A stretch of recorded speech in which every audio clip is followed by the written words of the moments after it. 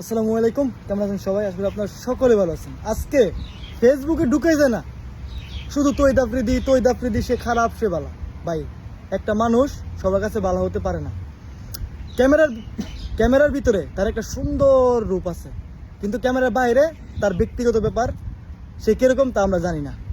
তো ইদানিং সে গ্রেপ্তার হবার পর থেকে বিভিন্ন কন্টেন্ট ক্রিয়েটররা ঈর্ষা বলতে বিভিন্ন তথ্য দিচ্ছে, যদি এগুলা বাস্তব হয়, যেমন কর্ম তেমন ফল। আর ভালো মানুষ ভালো কর্ম করবে, খারাপ মানুষ খারাপ কর্ম করবে। তৈদ আফ্রিদি যতটুকু প্রাপ্য সে ততটুকু ভাবে, এটা উপরওয়ালার বিধান, যেমন কর্ম তেমন ফল। তো যাই হোক, বিভিন্ন কন্টেন্ট ক্রিয়েটরদের মুখ থেকে যেই সমস্ত কথাবার্তা আমরা শুনছি দেখতেছি, যদি এটা সত্য হয়ে থাকে তাহলে সে ভালো না, তার বিচার হওয়া উচিত।